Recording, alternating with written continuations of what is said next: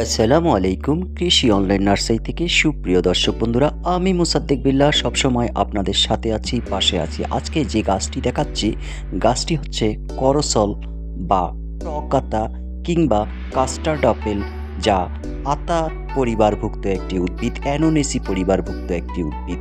সুপ্রিয় দর্শক বন্ধুরা, এর সায়েন্টিফিক নেম অ্যানোনা মিউরিকাটা, যা মূলত অ্যানোনেসি পরিবারের এবং এটা টক আতা বা কাস্টার্ড আপেল নামেও পরিচিত।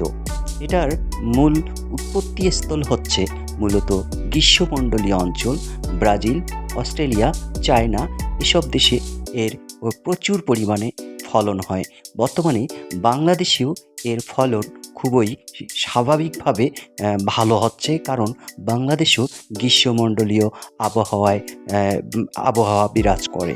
সুপ্রিয় দর্শক বন্ধুরা, শুধু তাই নয়, এই গাছটির পাতা, ফুল, ফল সবই স্বাস্থ্য উপকারী, যথেষ্ট ভূমিকা রয়েছে।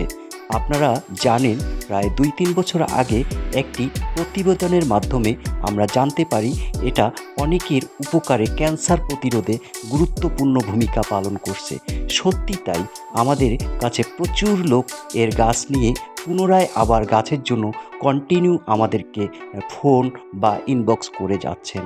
সুপ্রিয় দর্শক বন্ধুরা, এর বিশেষ করে স্তন ক্যান্সার সহ সব ধরনের ক্যান্সারের কোষকে মেরে ফেলতে, ধ্বংস করতে এর গুরুত্বপূর্ণ ভূমিকা আছে।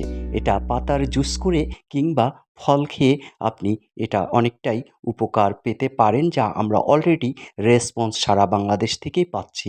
সুপ্রিয় দর্শক বন্ধুরা, আমাদের কাছে কলমের চারা, বীজের চারা এবং বিগ সাইজ ড্রাম সেটআপ বয়স্ক গাছ, হাফ বস্তায় সেটআপ বয়স্ক গাছ রয়েছে। আপনি চাইলে বাংলাদেশের প্রতিটি জেলা শহর থেকে ইনবক্সে অর্ডার করতে